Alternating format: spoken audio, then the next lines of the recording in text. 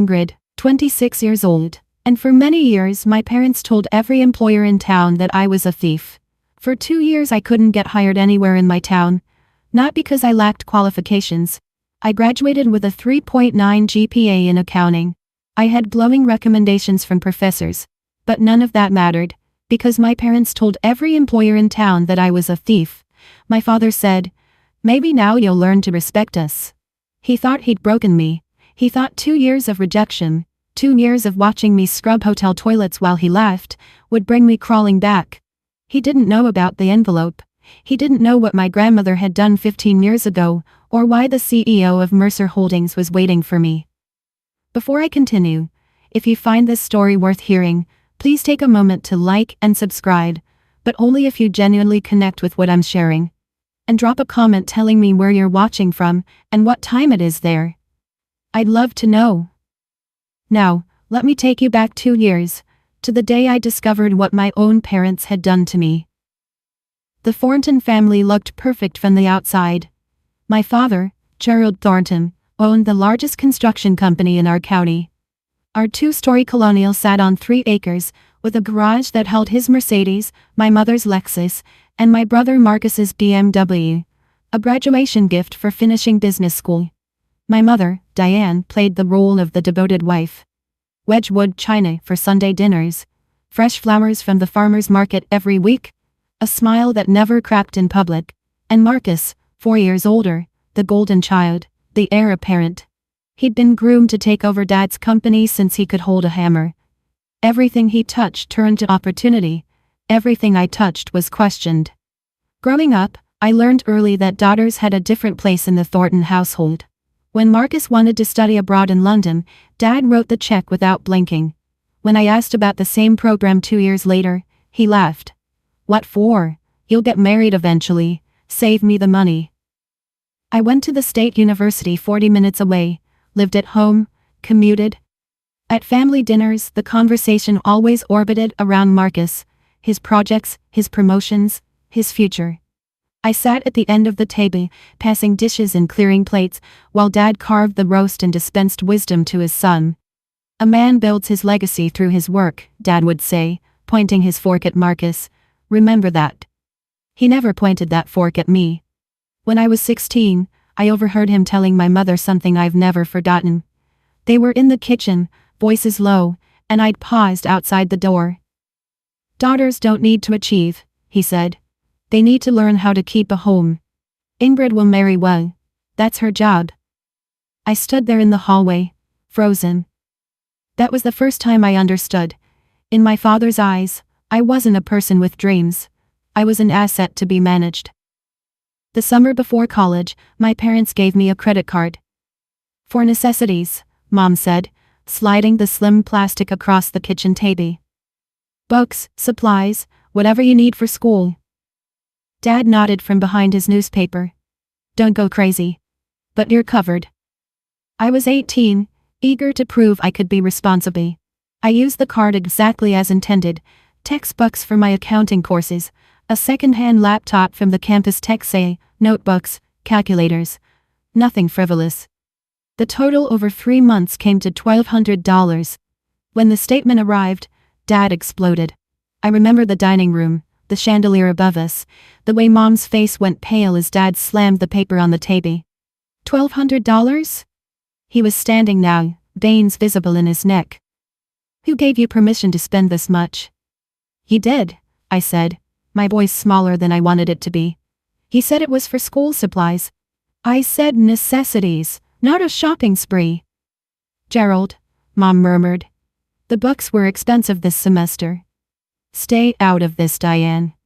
He turned back to me, eyes cold.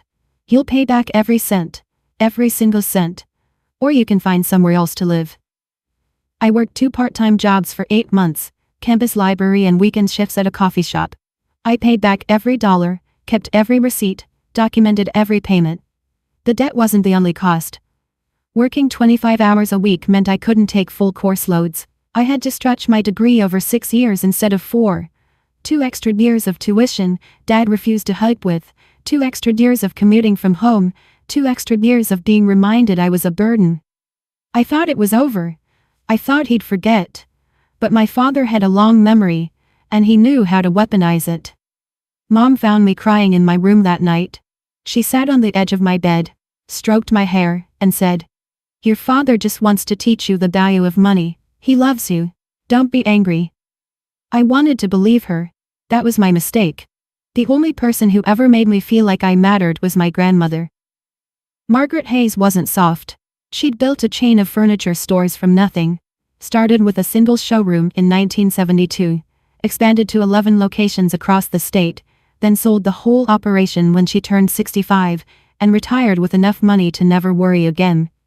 She was sharp, practical, and she saw things other people missed, including what was happening in her daughter's marriage. I spent summers with Grandma Margaret when I was young. Her house smelled like lavender and old books. She taught me to read financial statements before I was 12, showed me how compound interest worked using her own investment portfolios. "Knowledge is freedom, Ingrid," she'd say, tapping her temple. "No one can take what's in here." She watched my father carefully during family gatherings. I noticed the way her eyes narrowed when he dismissed my opinions, the way her jaw tightened when Marcus got praised and I got ignored. One afternoon, I was 15, we were sitting on her porch watching the sunset over her garden. Out of nowhere she took my hand. "Ingrid," she said quietly, "I want you to remember something." I looked at her. Her eyes were serious in a way I hadn't seen before. "I've already prepared for your future. When the time comes, you'll know." "Prepared what, Grandma?" She smiled, but it didn't quite reach her eyes. "Your father can't control everything. Neither can your mother. Someday you'll need help they won't give you. When that day comes, you'll be ready." I didn't understand what she meant. I was 15. I thought she was being dramatic. 3 years ago, Grandma Margaret passed away. She was 78. I didn't know then that she'd left me something far more valuable than money. She'd left me a way out. I graduated summa cum laude with a degree in accounting, 3.9 GPA, Dean's List every semester. A professor who'd worked at Deloitte wrote me a glowing recommendation letter. For the first time in my life, I had something that belonged to me, credentials no one could dismiss. The graduation ceremony was on a Saturday in May. I walked across the stage in my cap and gown, diploma in hand, and scanned the crowd for my family. They were there. But they weren't watching me. Dad and Mom flanked Marcus in the third row. He'd driven down to support me, but the three of them were deep in conversation, heads together, laughing about something.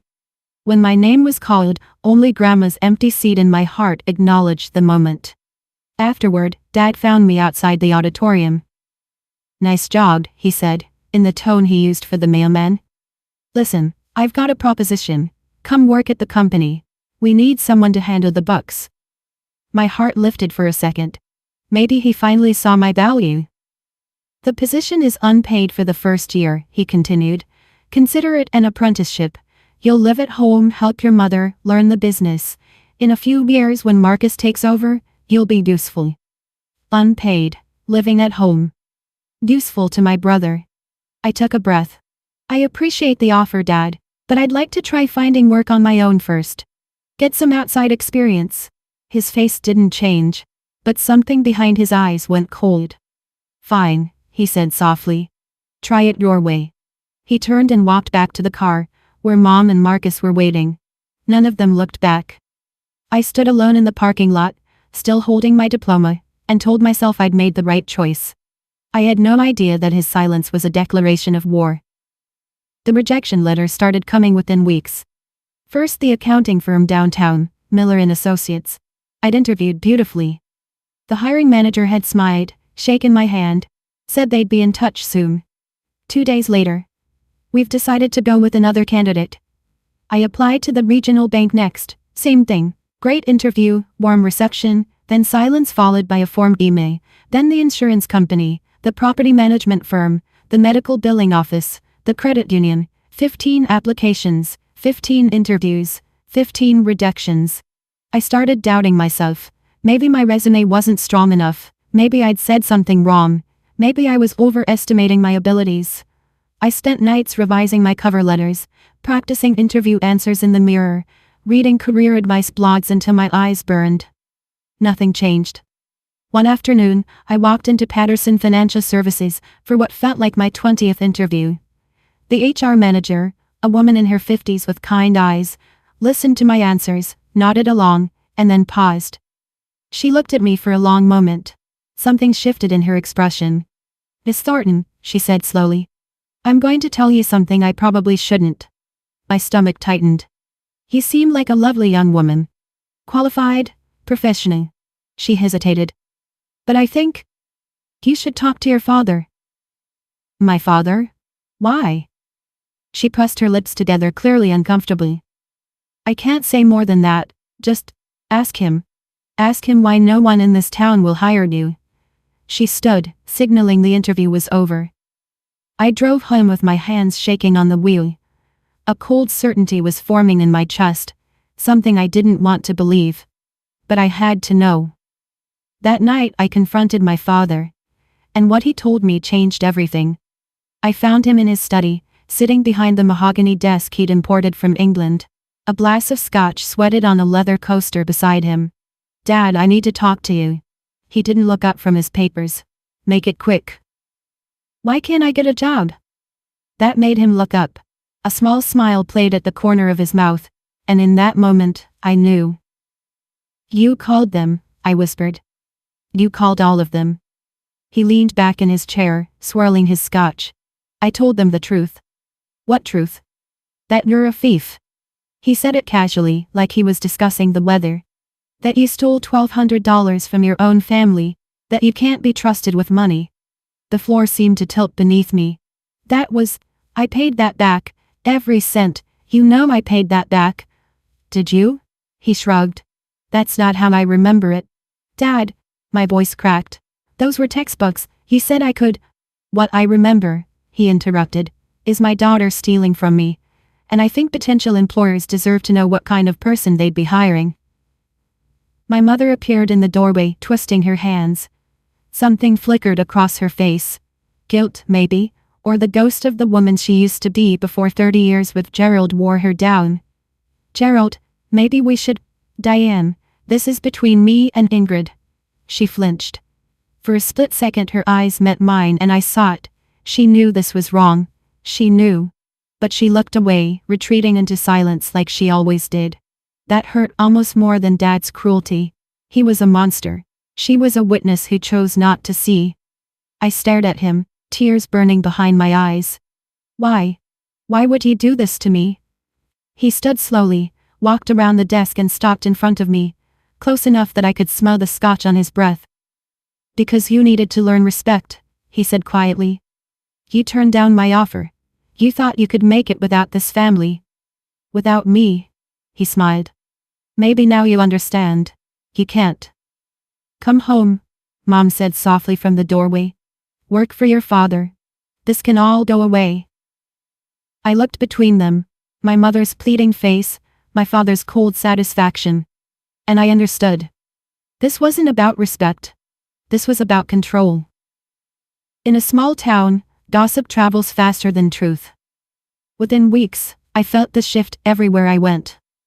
At the grocery store, neighbors who'd known me since childhood suddenly couldn't meet my eyes. At church, conversations stopped when I walked past. The woman at the dry cleaner, who'd always asked about my studies, started treating me like a stranger. The whispers were everywhere. "Did you hear about Gerald's daughter?" Such a shame. The family's devastated. They tried to help her, you know. She just wouldn't listen. My father had been strategic. He hadn't just called employers. He'd seeded the story throughout his network. Golf buddies, Chamber of Commerce colleagues, neighbors at dinner parties. The narrative was always the same. Troubled daughter, theft problem, family trying to cope. He never lied outright, he just told his version. And in a town where Thornton Construction had built half the commercial buildings, his version was the only one that mattered. Marcus made it worse. I ran into him at the coffee shop one morning, one of my old part-time jobs. He was with friends, guys I vaguely recognized from his fraternity days. "Hey little sister," he called out, loud enough for everyone to hear. "Still looking for work? I heard Dad might have an opening." "Oh wait," he laughed. "You'd probably steal from the register." His friend snickered.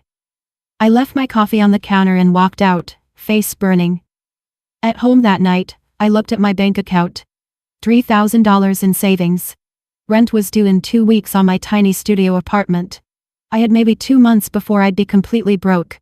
2 months before I'd have no choice but to crawl back to my father's house and accept whatever crumbs he offered. I couldn't let that happen. I wouldn't. The Willow Inn sat on the edge of town, a modest hotel that mostly served traveling salesmen and families visiting the nearby state park. It wasn't glamorous, but it was hiring. The job listing said, housekeeping staff needed. No experience necessary. No experience necessary, no references required. I applied online at 2 in the morning, when the shame felt less sharp. 2 days later, I was standing in the employee break room, filling out paperwork. The manager was a woman named Linda Crawford, mid-40s, no nonsense, with the kind of tired eyes that suggested she'd seen plenty of hard luck stories walk through her door. She looked at my application, then at me. Accounting debris, she said flatly. GPA 3.9, and you want to clean hotel rooms? Yes, ma'am. Why? I could have lied, made up something about wanting experience in hospitality. But I was so tired of lies. Because no one else will hire me, I said. And I need to eat. She studied me for a long moment. I wondered if she'd heard the rumors. If she'd call my father for a reference and this door would slam shut too. Instead, she nodded once. I don't care what people say about you, Miss Thornton. I care whether you show up on time and do your job.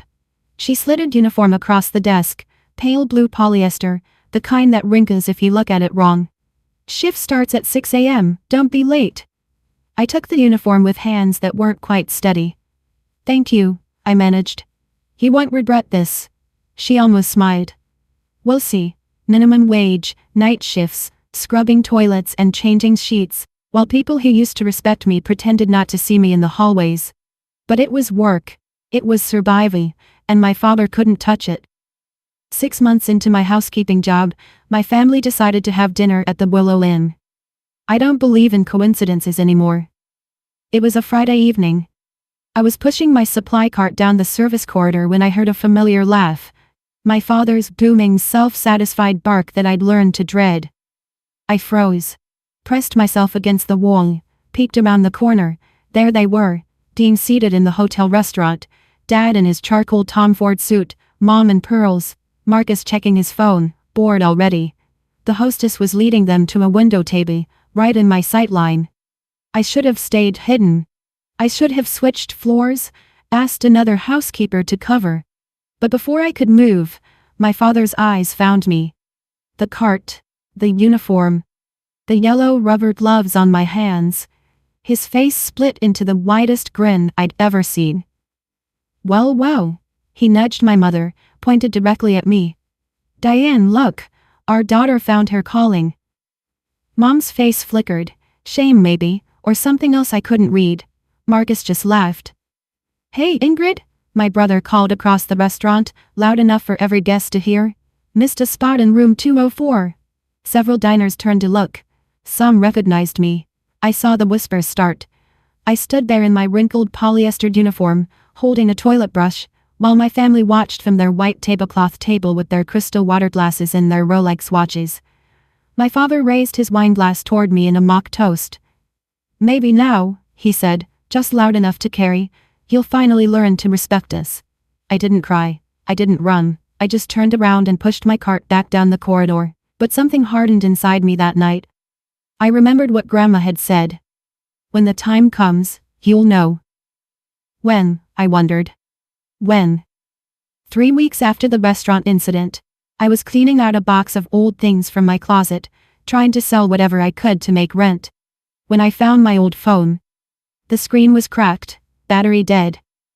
I'd upgraded a year ago and forgotten about it.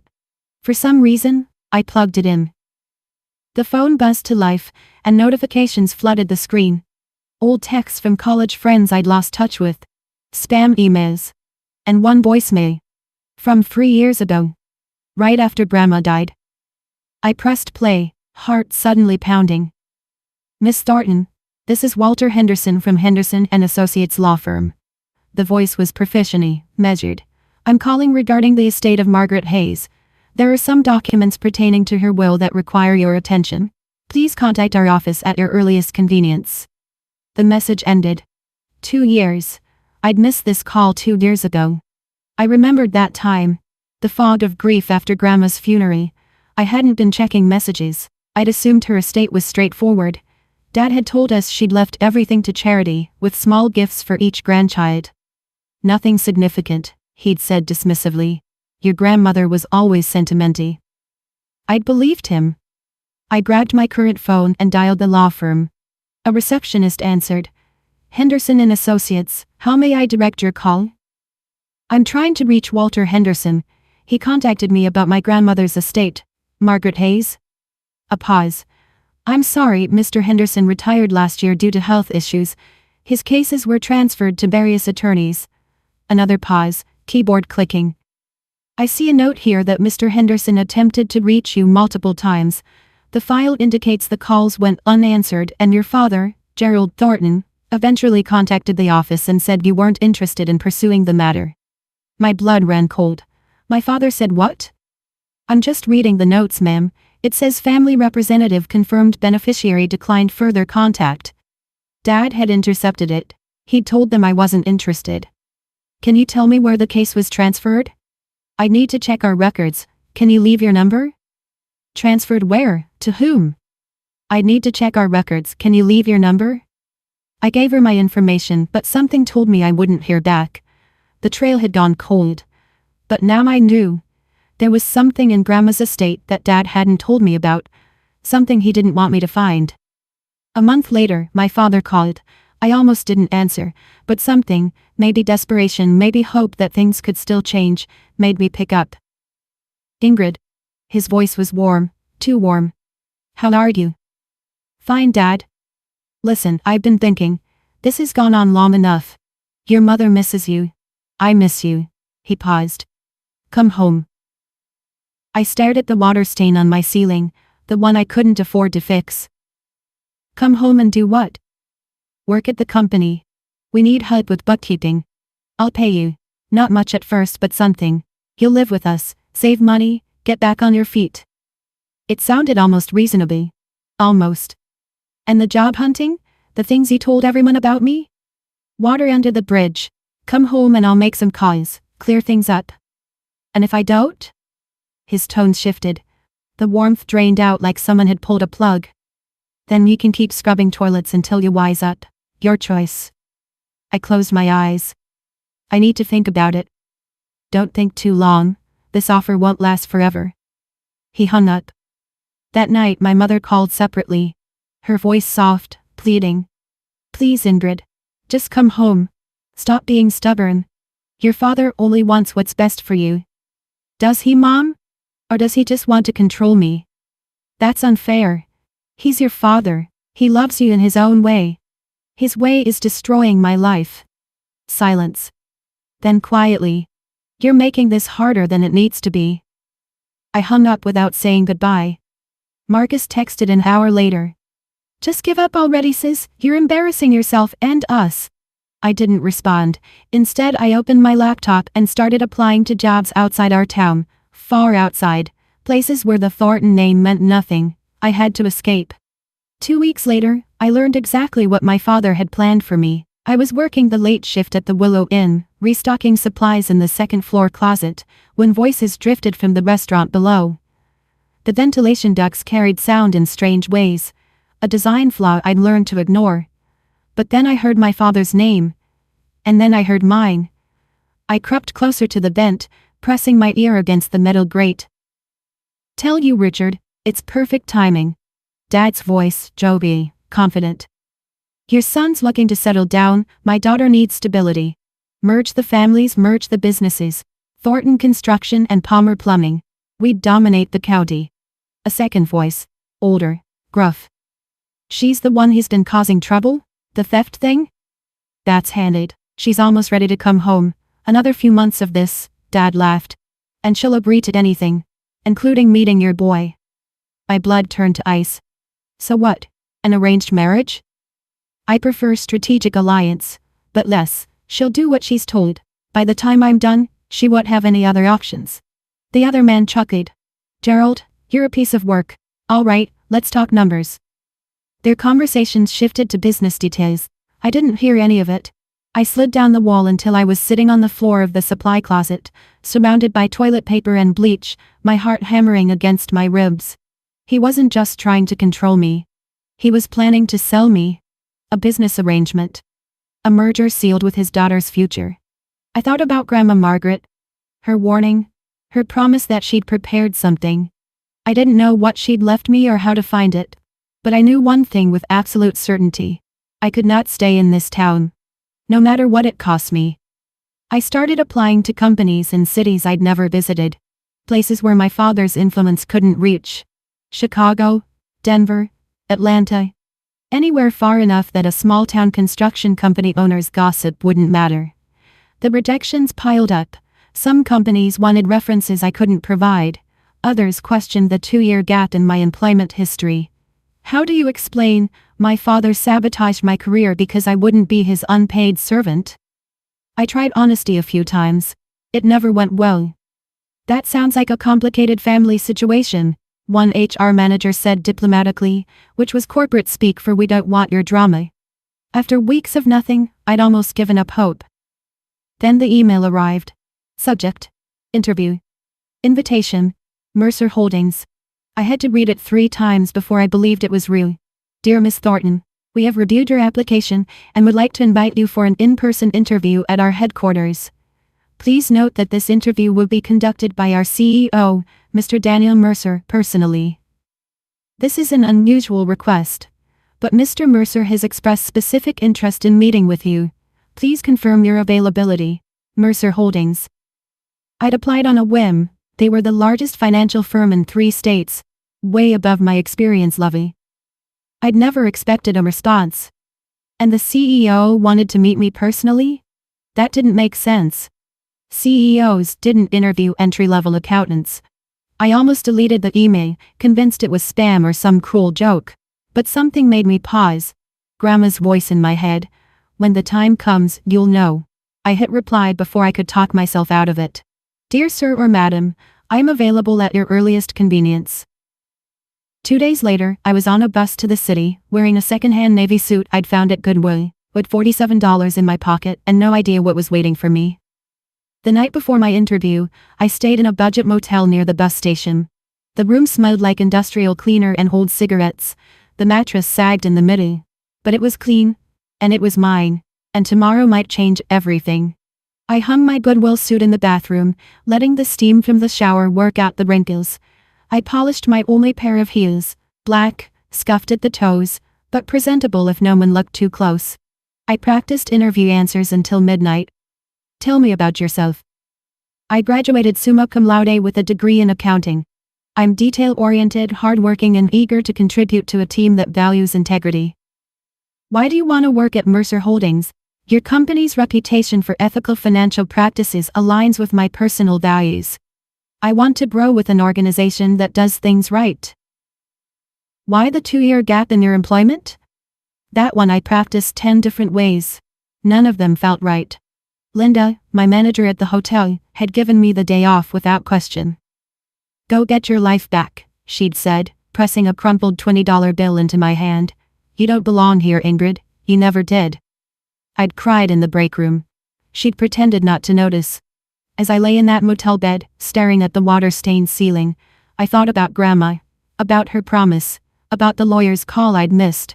What had she left me? Why did the CEO want to meet me personally? I fell asleep with questions circling my mind like restless birds.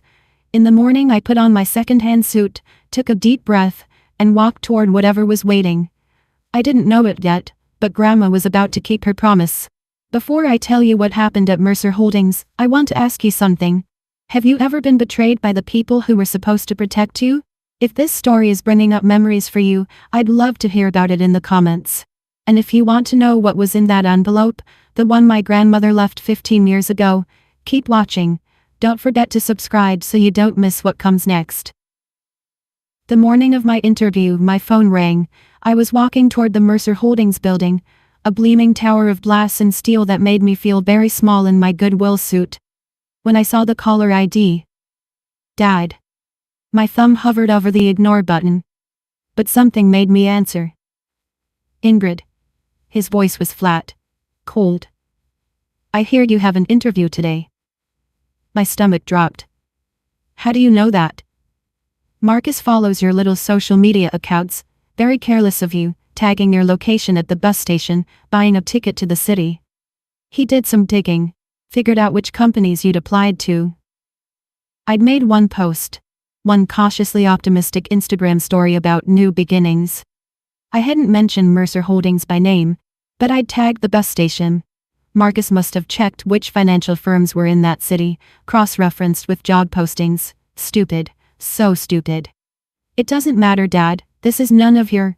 I know people in finance, Ingrid. The industry is smaller than you think. He let that hang in the air. One phone call, that's all it takes. You wouldn't? Try me.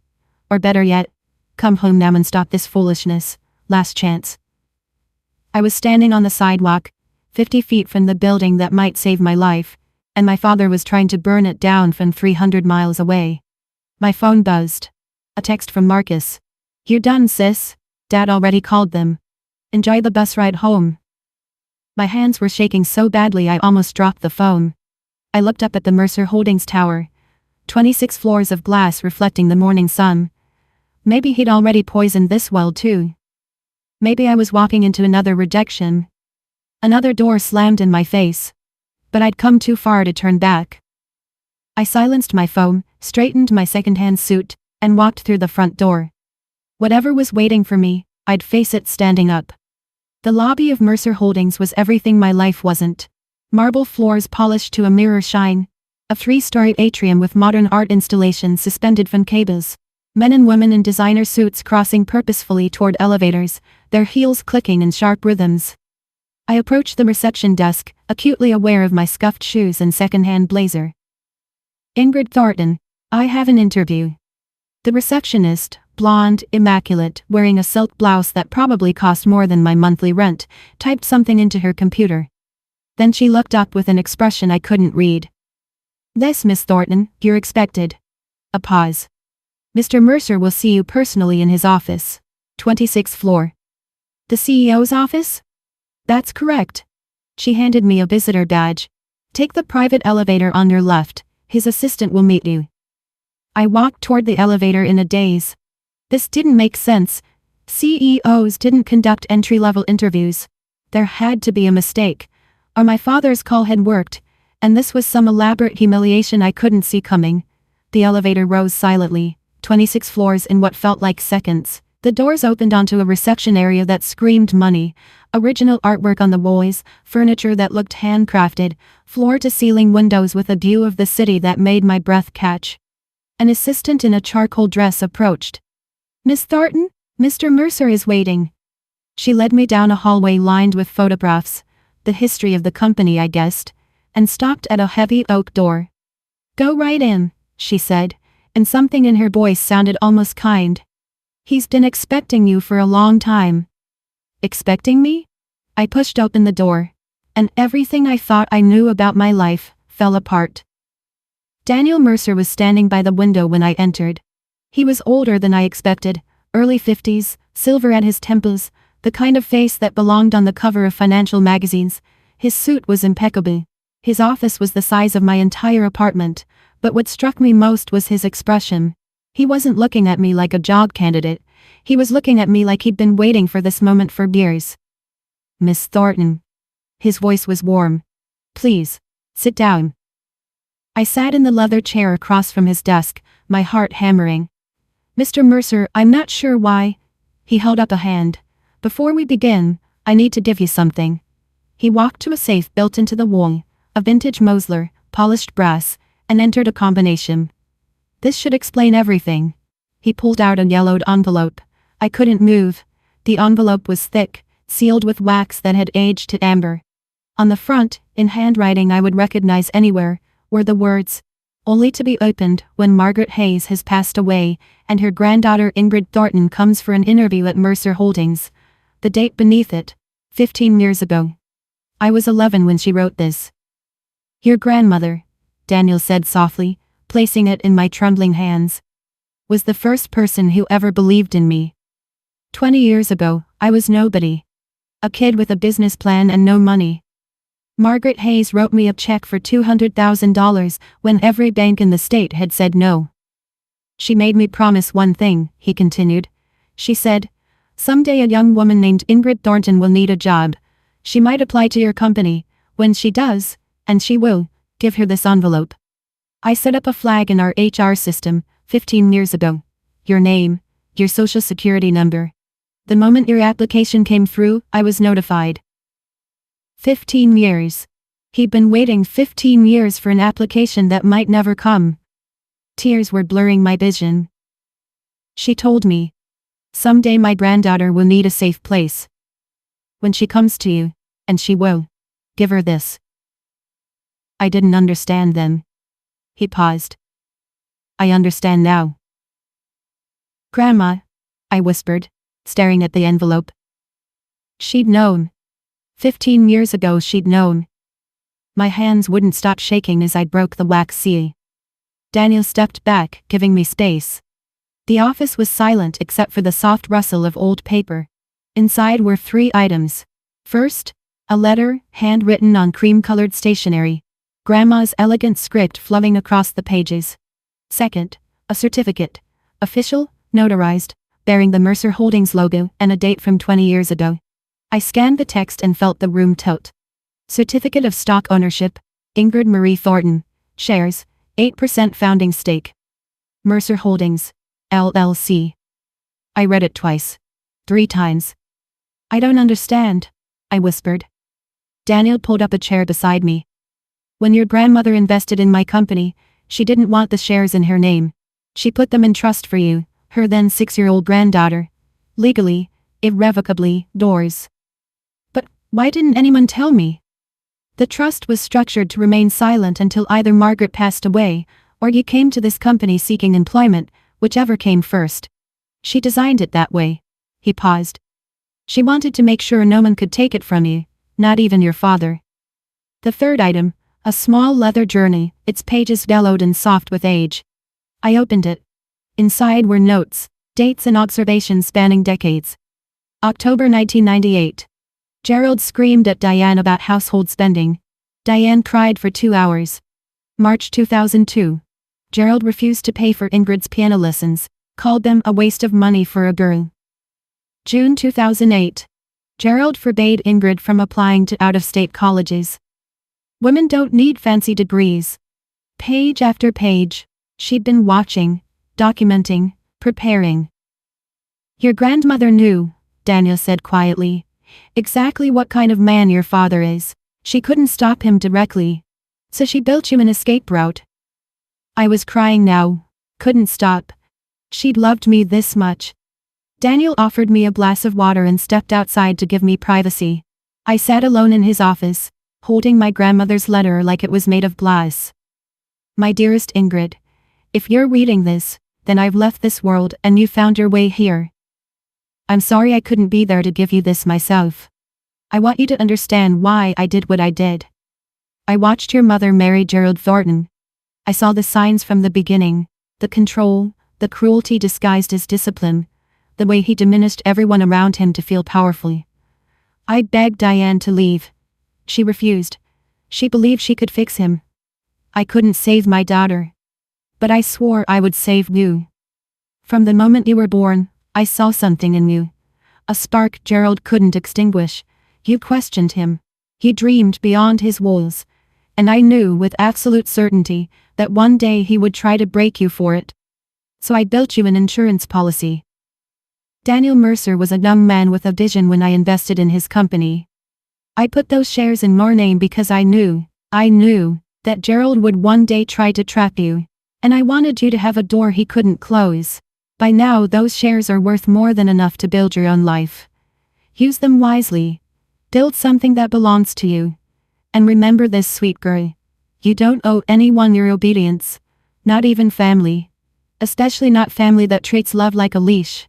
I am so proud of the woman you've become. Even if I can't see it, I know it's true. Live free, Ingrid. That's all I ever wanted for you. All my love, forever, Grandma. I pressed the letter to my chest and wept. When Daniel returned, I had composed myself. Mostly. My eyes were red, my mascara was ruined, but something inside me felt lighter than it had in years. I have to tell you something, he said, settling back into his chair. Your father called me this morning. I went cold. What did he say? The same thing he's apparently told everyone, that you're a thief, that you stole from your family, that I shouldn't trust you. Daniel's expression remained neutral, but I saw something flash in his eyes. He was very confident, very persuasive. And you? I listened. He folded his hands. And then I looked at the journal your grandmother left, at her documentation of his behavior spanning 30 years. He met my gaze. And then I looked at the certificate that proves you own 8% of my company. I stared at him. Miss Thornton, Ingrid, your father just tried to slander a shareholder of Mercer Holdings, one of our founding stakeholders in fact. A small smile crossed his face. I don't think he's accustomed to that kind of miscalculation. He doesn't know, I whispered, about the shares, about any of this. No, your grandmother was very specific about that. The trust was sealed. Your name doesn't appear in any public filings, it's held through a legal entity. There was no way for him to discover it. So when he called you, he was trying to sabotage someone who, on paper, is technically one of my bosses. Daniel leaned back. I have to admit, I've never experienced anything quite like it. I thought about my father, smugly confident that he'd destroyed my last chance, about Marcus's gloating text. They had no idea what was coming. For the first time in 2 years I smiled.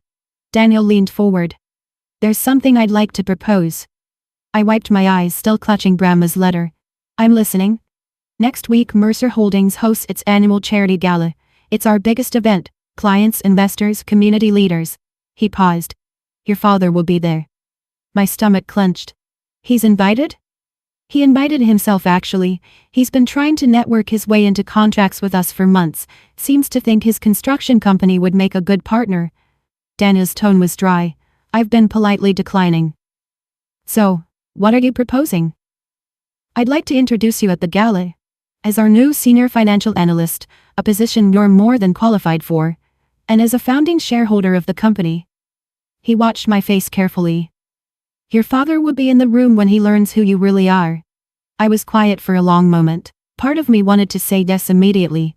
To picture Gerald's face when he realized his daughter, the one he'd tried to destroy, owned a piece of the company he'd been courting.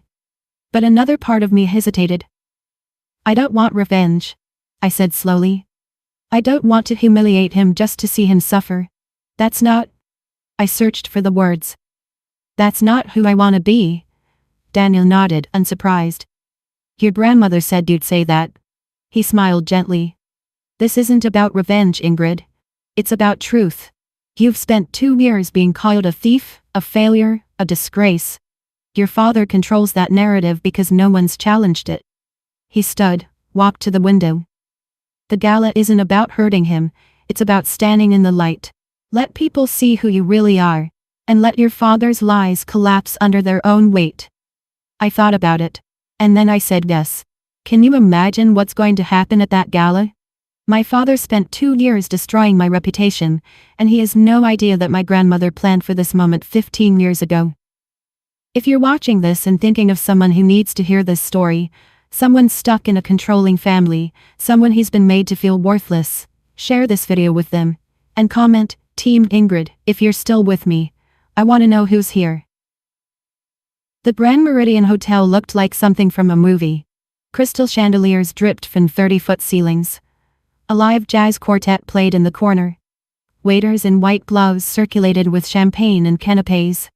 The guest list read like a who's who of regional business, executives, politicians, philanthropists, old money, and new. I watched from a private room upstairs, waiting for my cue. The PR team at Mercer Holdings had dressed me. Nothing ostentatious. A simple navy sheath dress by Oscar de la Renta, elegant but understated. Pearl earrings. My hair in a sleek chignon. I looked professional, competent. I didn't look like someone who'd been scrubbing hotel toilets 3 days ago. Through the window, I spotted my family. Gerald entered first, chest puffed, surveying the room like he owned it. His charcoal Armani suit probably cost what I used to make in 3 months at the hotel. Mom trailed behind in Chanel, smiling her perfect smile. Marcus was checking his phone, looking bored. They didn't belong here, but they thought they did. I watched my father work the room, shaking hands, laughing too loud. He was trying to catch Daniel's eye, positioning himself strategically, the construction deal he'd been chasing. He had no idea that in 20 minutes, everything would change. Ready? Daniel's assistant appeared beside me. I took a deep breath, touched Grandma's letter in my clutch. Ready. Mr. Mercer will introduce you after his opening remarks. You'll enter through the side door. She paused, studying my face.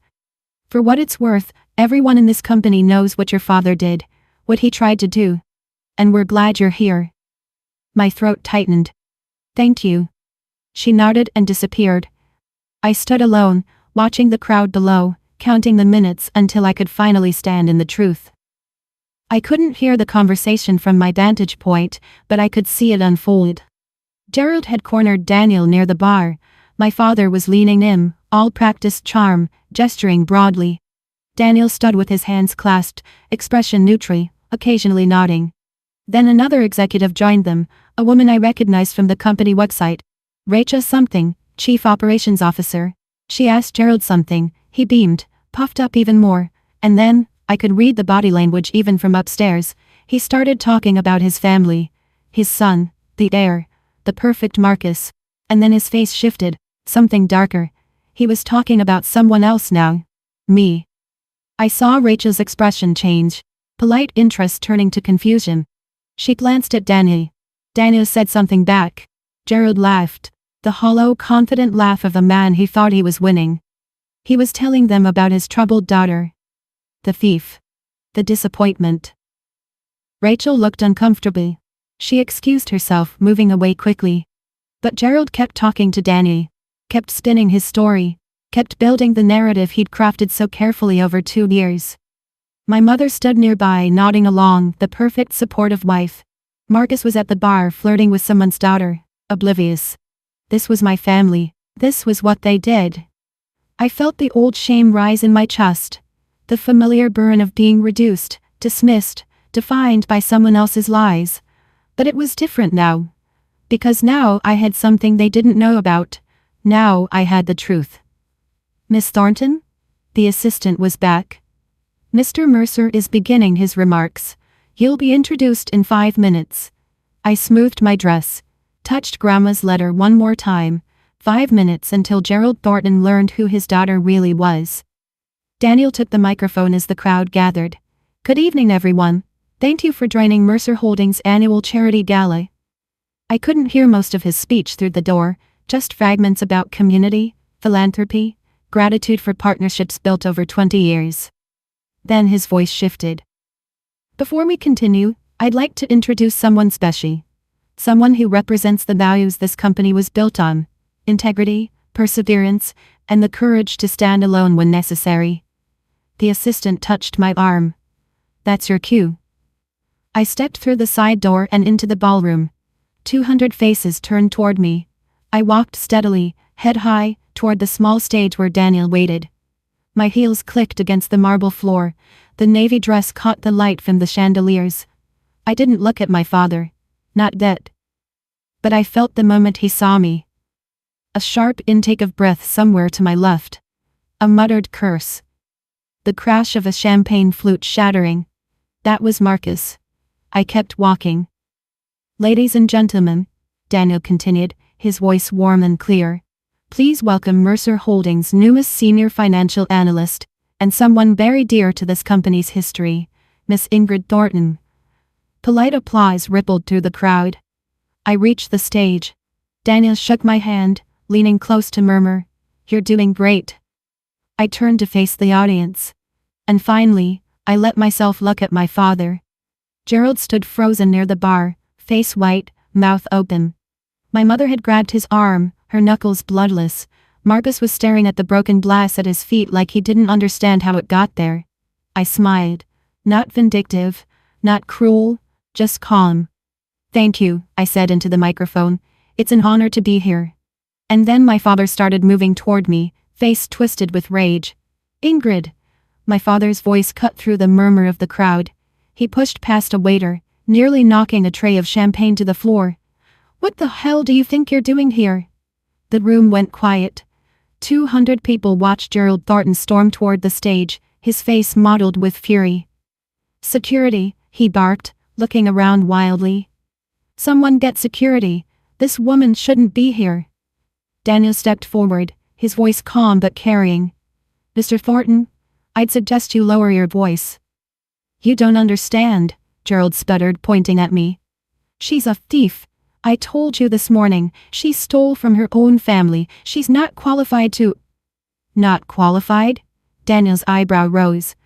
Mr. Thornton, I'm well aware of Miss Thornton's qualifications. You can't possibly... I'm also aware that you've spent the past 2 years contacting every employer in your county to destroy your daughter's career. I'm aware that the theft you reference was $1,200 in textbooks that she paid back in full. Daniel's voice hardened slightly. And I'm aware that you've been trying to force your daughter into an arranged marriage to secure a business partnership. Gasps rippled through the crowd. Gerald's face went from red to white. How do you... Your daughter, Daniel continued, is not just an employee of Mercer Holdings. He paused, letting the silence build. Ingrid Thornton owns 8% of this company. She's been a founding shareholder since she was 6 years old. He turned to me. Her grandmother, Margaret Hayes, invested in this company before anyone else believed in it, and she put those shares in Ingrid's name to protect her from people exactly like you. The room erupted in whispers. I looked at my father. His mouth opened, closed, opened again. No sound came out. My father found his voice. This is a scam, he shouted, looking around the room for allies. This is fraud. My mother-in-law was senile. These documents can't be... The documents have been verified by 3 independent attorneys, Daniel said calmly. Notarized, sealed and filed with the state. There's no ambiguity, Mr. Thornton. I'll sue. Gerald was sweating now, his carefully constructed image crumbling. I'll sue this entire company for what? Daniel's voice was soft, but it carried. For honoring a legal investment made 20 years ago? My mother had pushed through the crowd to reach my father. Gerald, she hissed, tugging at his sleeve. Everyone is watching, please. He shook her off violently. You! He pointed at me, finger trembling. You ungrateful Liddy, after everything I did for you. I raised you. I fed you. And this is how you repay me? I said nothing. I destroyed your career because you needed to learn respect. His voice cracked. You needed to understand that family comes first, that daughters don't defy their fathers. The room was dead silent now. Every eye on Gerald Thornton. Every ear hearing exactly what kind of man he was. I made you clean toilets, he screamed. I made sure no one would hire you, and you know what? I'd do it again. Because that's what happens when you disobey, that's what you deserve. Marcus stepped forward, face pale, trying to salvage what was left of the family's reputation. Dad, stop, we should go. This isn't the place. No. Gerald shoved him back so hard, Marcus stumbled into a waiter. I saw my brother's expression shift, from embarrassment to something darker. He'd spent his whole life being the golden child, the heir, the one who did everything right, and now he was watching his father self-destruct in front of every business contact he'd ever need. For the first time, Marcus looked at Dad the way I'd always seen him. She's nothing, she's always been nothing. Her grandmother was a meddling old fool, and her shares don't change what she is, a thief and a failure and a disgrace to this family. He was panting now, face purple, spittle at the corners of his mouth. No one was looking at me anymore. They were all looking at him. And they finally saw what I'd always known. The ballroom was silent. 200 people, executives, politicians, philanthropists, staring at my father as he stood there, heaving, having just screamed that I deserved to scrub toilets for daring to disobey him. I stepped forward to the microphone. I didn't come here tonight to humiliate anyone. My voice was steady. I didn't come here for revenge. Gerald glared at me, but he'd spent his ammunition. he had nothing left. I came here because I spent 2 years being called a thief, a failure, a disgrace. I was blacklisted from every job in my county.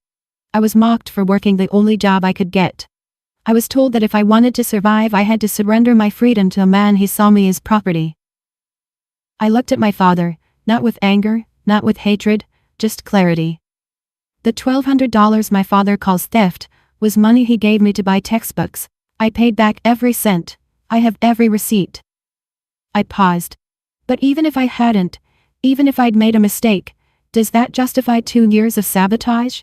Does that justify trying to arrange my marriage to seal a business deal? Murmurs in the crowd. My grandmother saw what I couldn't. She knew what kind of man my father was.